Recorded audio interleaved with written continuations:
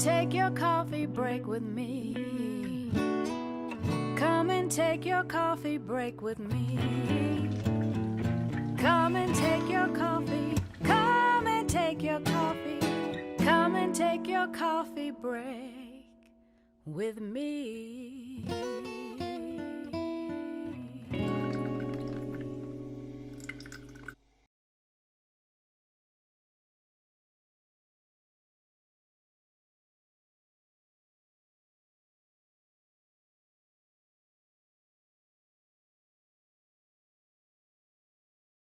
Hi, everyone. My name is Dr. Yulia Peniston, and I am actively practicing OBGYN physician in the state of Missouri.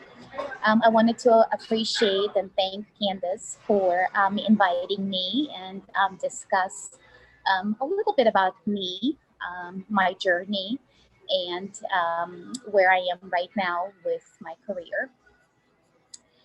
So just a little bit about me. I kind of have maybe a little bit of an interesting background. I was born in Russia.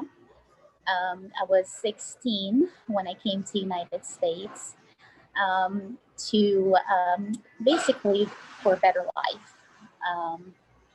But I remember and actually have pictures from going back to when I was maybe 8 years old or so of me dressing up as a physician and playing doctor. As long as I can remember myself, I wanted to be a doctor. Now, I didn't know what kind of doctor, but I knew that I wanted to help people. So fast forward, we're in the United States.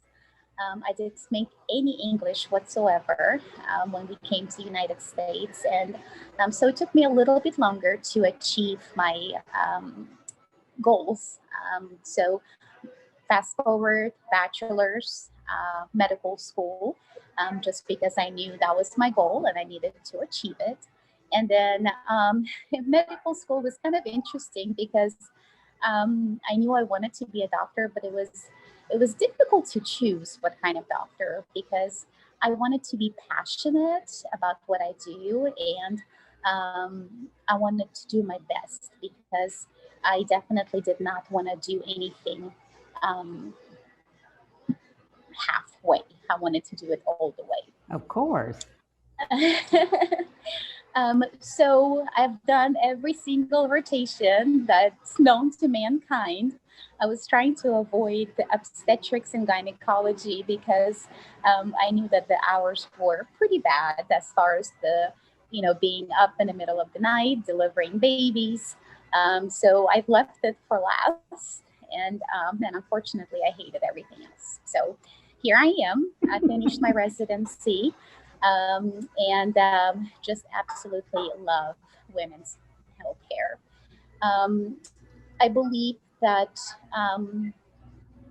we as women are in some way are unfortunate because we can have a lot of different cancers, unfortunately. And we could possibly get into that a little bit later. So preventative health is really, really, really important. I discussed that with all of my patients, really starting as early as 14, 15, whenever I can get a hold of them. And I really do educate, of course, teenagers and, of course, my adolescents and older women about the importance of prevention.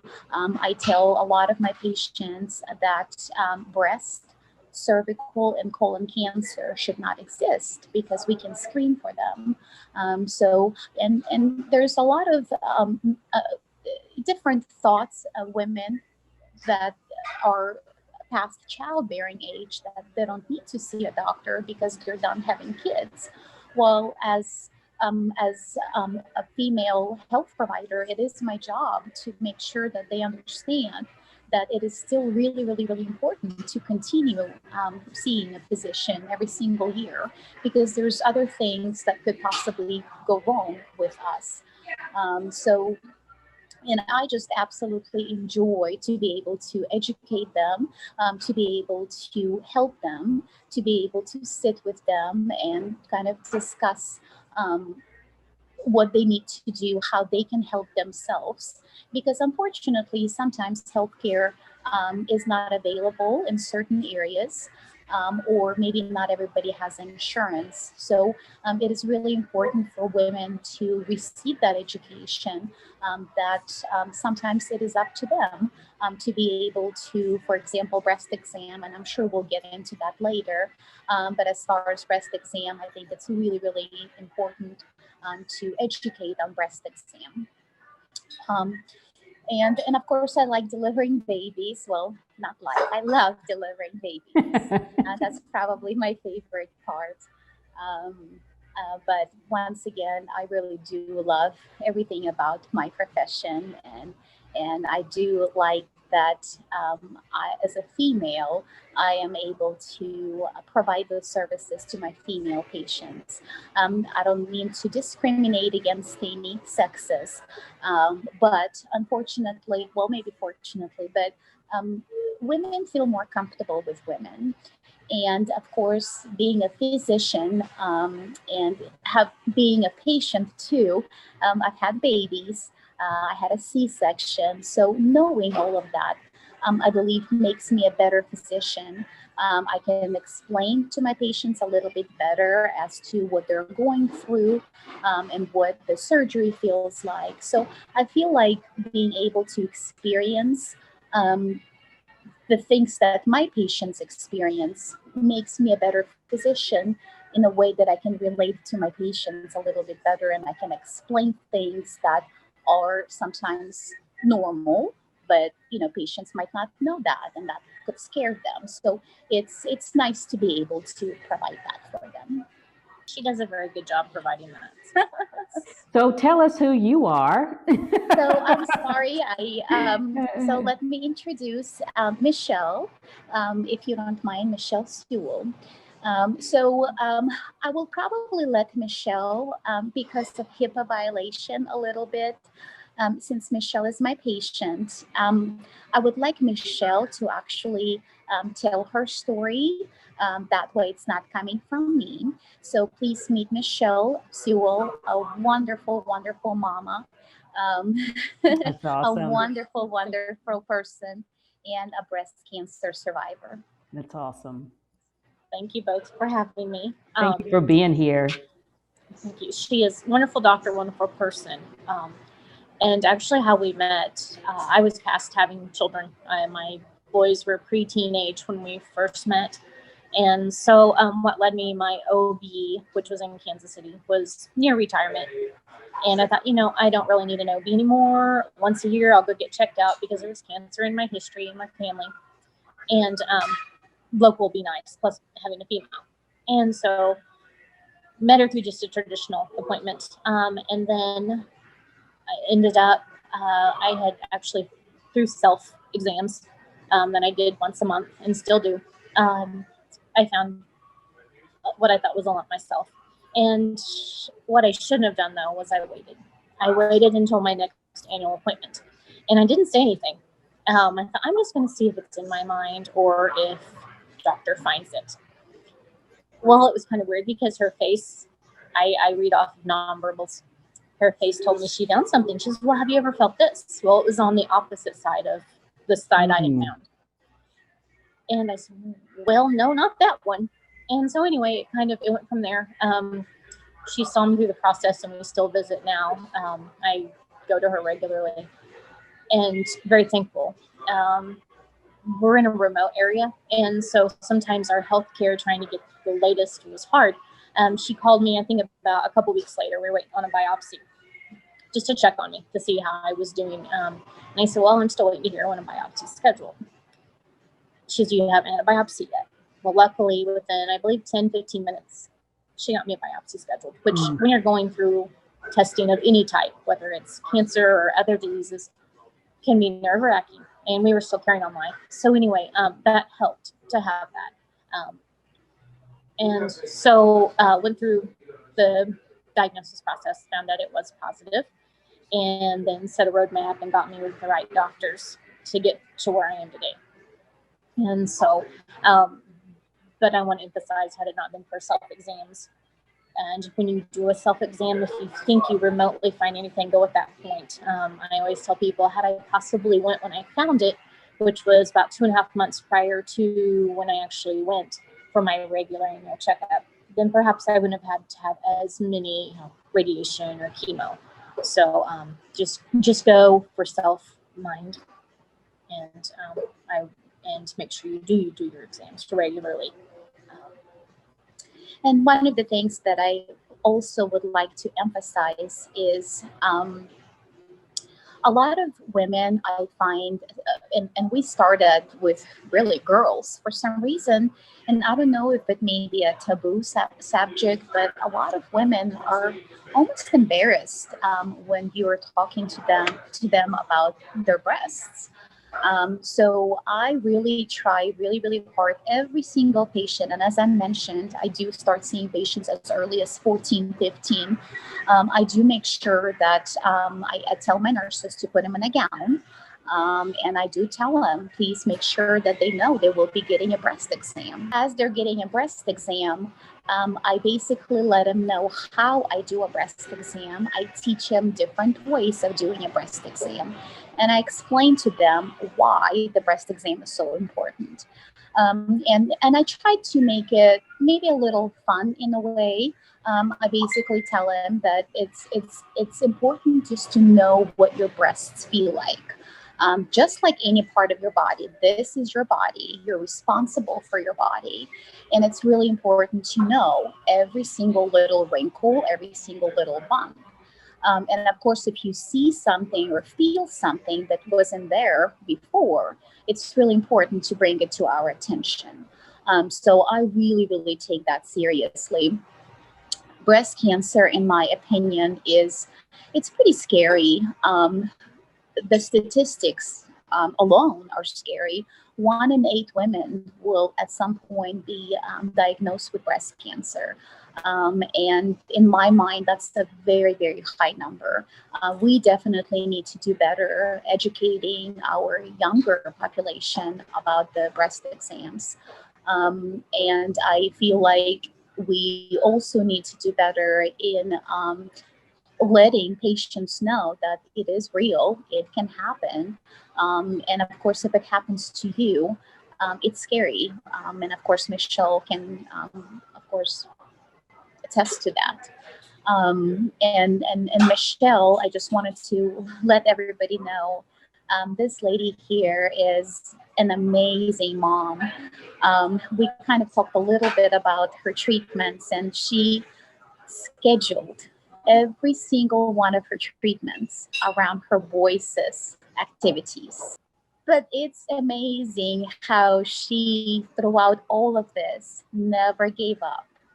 Always remain the best mom. Always made sure that she took care of her boys and was there for her boys, all of the sports, all of the activities.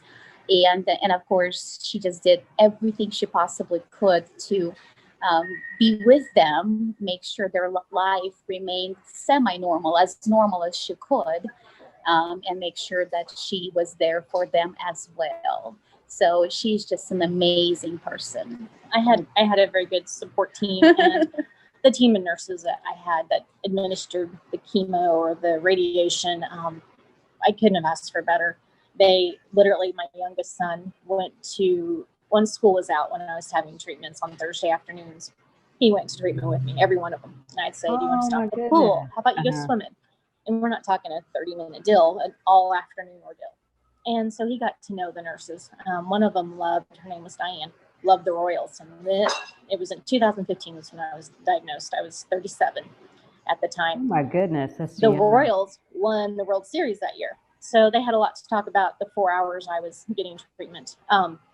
But as a mom, that was important. He was there cheering me on when I just didn't maybe feel the best or want to go into treatment and said, let's go to the ball game instead. He's like, nope, let's go do your treatment. Then we'll go to baseball. That was important to me. But the nurses, they interacted with him or my spouse and would say, hey, they might pull him out and say, here's what to expect. And so he knew how to better take care of me. And that's very important to, if you don't have a spouse, just to have someone there to keep you going or give you a couple of nibbles of whatever you can eat that day. and self-cares. But if you can, going back to the watching ahead of time, if you can take care of your body before there's any type of issues, any type of cancer, any other disease, I believe that's important and can help make it less or make it not even at all. That's where the self-care, and a lot of times my thought is, as women, we tend to put it on the back burner and say, oh, when we get our kids raised, or when we get this taken care of, or when we get whatever is on our plate taken care of. Well, no, we need to take care of our temples right now. And there's no time like the present, and that means taking care of yourself. And it's kind of, women are looked down, oh, no, you shouldn't, self-care, take care. Yes, you should. Because if you don't take care of yourself, who's going to take care of everyone else? And it took having cancer for me to learn that. So I encourage women that I meet, and just like I was encouraged, stop, take a few moments for yourself. It's okay. And so that's just, if anything, watch out for yourself. And that's definitely one of the things that I always encourage my patients, because I hear a lot of excuses.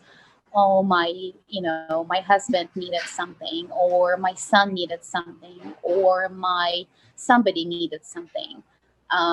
And I tell them, look, if something happens to you, who is going to be there to help you? And you hit it right on the nail. Who we as women, and of course, this is something that we just do.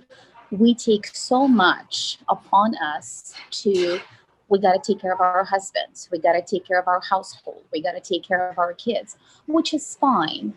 But we also, self-care is extremely important. We also need to make sure that we take care of ourselves as well. Because I can guarantee you, your husband is not going to take you by your hand and take you to the OBGYN's office. It's just not going to happen. So really, it's not? Well, maybe if you're pregnant, possibly. Yeah, but not for this stuff.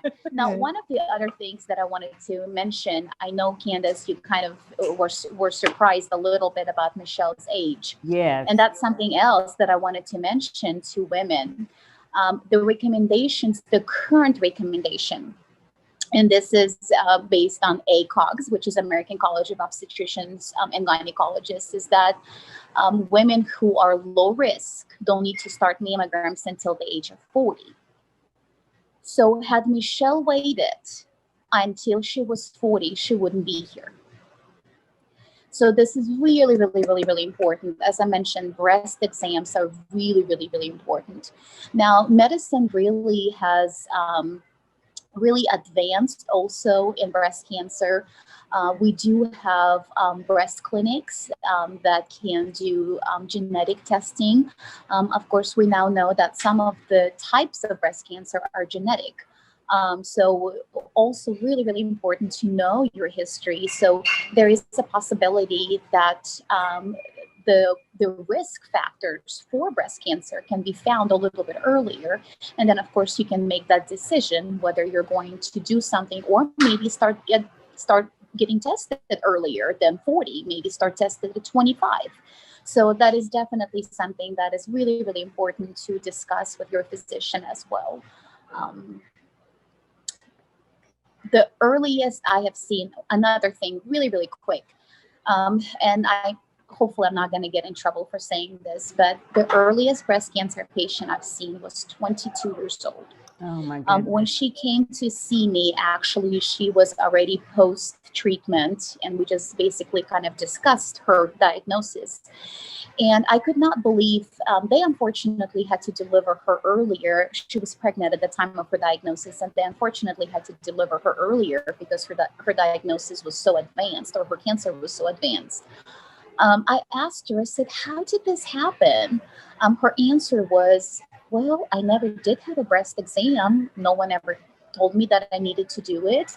And when I got pregnant, my physician thought I was too young for a breast exam. So just shows you that breast exam, and of course, pap smear, and things like that. So we really have to take care of ourselves. Something I learned, we're talking about women and self-care, but I had no idea when they did the BRCA, which is finding out the genetic test for cancer. Mine did come back negative, which is odd because there's a lot of cancer in my family, and they were shocked. They just figured it would come back positive, but it didn't. But something I learned, interesting, I have all sons, and men can get breast cancer just like females can. So if it does happen to go or not, encourage the men in your life to know their bodies just as equally. I've met one male that had it. And that is kind of different for men to talk about. And they tend not to talk about cancer in general or health issues, but they need to. And it's important, even though the numbers aren't as high percentage-wise, they need to too. Good point. And one of the other things that I admire about this woman is that we all know, for us who are religious, that God uses bad for good. Sometimes, well, most of the time. So she's used bad, which is her breast cancer, and she turned it into good. She made it her passion to teach other women and girls, younger girls, females, anybody, and males, obviously, to know about breast cancer, to be aware of breast cancer, and to do the self breast exams, and just to have a little bit more awareness of breast cancer. That's amazing. It really is. That is tremendous. Well, had I not had faith, and I'd seen God work before, but when you see science and statistics that are scary, and I had one doctor, not my doctor here, tell me, 80% or 20% chance of survival. Well, I didn't like that statistic, and it scared me. But I had faith. I'm like, you know what? God's not done with me yet, and He's got my time and my date. It definitely grew me closer in my faith. I spent 7 weeks with the dog during radiation, and that was it. My family's my strength, and I realized that. I'm like, no, my Lord needs to be my strength. And so I learned several things as far as my faith throughout the whole process, and still am. But I don't know how I could have gotten through without it. Keeps mentally or spiritually. And I think that's one of the things also important to, and for those of us who read the Bible and know about God, it's important to understand that it's not anybody's fault. Don't be angry at God. God is there with us throughout the most difficult times. And that's really important to understand that. He's there with us, and He's the great physician. And I have to remind myself, remind me every single day that He is the great physician. I just have to make sure that He's present with me at all times, and He tells me what to do. And that definitely has helped me to be the way I am, because I feel like maybe that's my mission here, is to help women to get better, feel better, and understand self-care and prevent all of the badness that can possibly happen. Yeah, no, that's a very incredible. good aid. I'm sorry, what did you say? She's a very good aid. He uses her as a tool, both scientifically for medicine, but also spiritually. Awesome. And I'm very, very thankful. My mom actually is waiting a cancer diagnosis. She had a test this morning. Hers is a different type, possibly, and she'll find out tomorrow. But it's really neat how throughout the process of where I was in life, and then even Monday, I was just praying. I was alone in my kitchen, just praying aloud, and that's where I get my strength sometimes. There was a song, I had my music playing on my phone, and I hadn't heard it before, but it referenced, I grow and I'm strongest on my knees. And so I'm like, that's my mom's song. So I said, okay, I had a song for every season throughout my cancer. And even now I've had, I think 3 biopsies since they've declared me. But those scans and biopsies are nerve-wracking. And it's funny how each time the Lord or a friend will share with me a song, maybe not even knowing I'm getting ready to go into a scan or a biopsy. And it's just perfect for that time. So anyway, I had to YouTube this and send the link to my mother. And I said, here's your song for this week. And we're believing either way, positive or negative. God's going to use her. And we kind of, when I went through it, and my mom helped instill this in me, everyone you meet, you want to be a light. And so maybe you might have a nurse or a doctor or another patient. You never know where they're at and what they're going through. So true. Wow, that's so powerful. Women survivors, maybe there may be someone seeing this at survivors. Used to, I wasn't real open about my health, and had it not been for survivors giving me tips or telling me how to do stuff, or reaching out to my husband saying, hey, here's how you can help her, it wouldn't have worked as well. I had a best friend, she, after every treatment, I had dinner. And even if I didn't feel like eating, my family had dinner taken care of. So there's no way we could have done it on our own. She was there. She might just send me a text, hey, praying for you today. Because she knew that usually about 3 days after the particular treatment I had, it was going to be a rough day. So just little stuff. Someone mowed our yard. We still to this day have no clue who it was. Oh, But that's so nice. it was That's bugging me, awesome. 'cause I'm like, ugh. Well, I came home from treatment and it just looked awesome. So again, little stuff that it makes you feel better, and you can rest knowing your yard's done. People taught me the type of person I want to be and be able to reach out and do that in return. One of the things, Michelle, if you don't mind, we talked a little bit about it, and I hope you can maybe open up. I know, Candace, you didn't even mention that, but I think it's extremely important. Would you be able to open up a little bit about maybe self-image after something like that happens to you? I think as women in general, we tend to value self-image maybe more so. I had always been pretty, what I thought is low maintenance compared to most women. On the weekends, I'd wear a ball hat and just put my hair in a ponytail.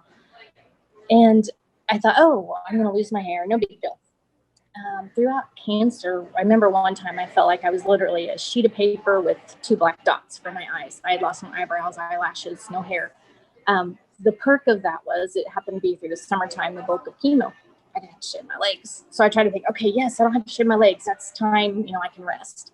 But it does affect your self-image. And for someone that had never been obsessed with it or worried too much, that wasn't on my high priority, it suddenly became, okay, I need to somehow fix this.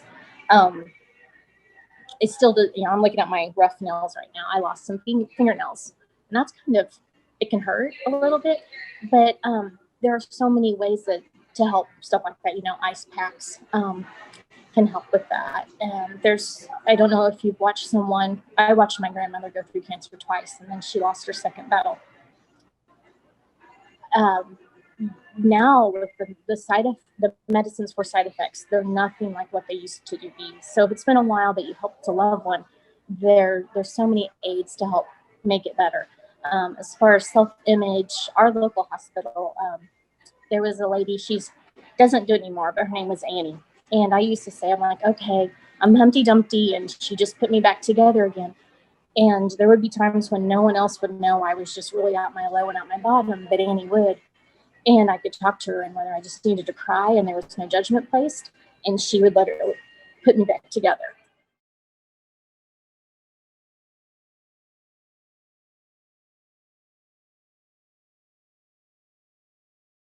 Come and take your coffee break with me. Come and take your coffee break with me. Come and take your coffee. Come and take your coffee. Come and take your coffee break with me.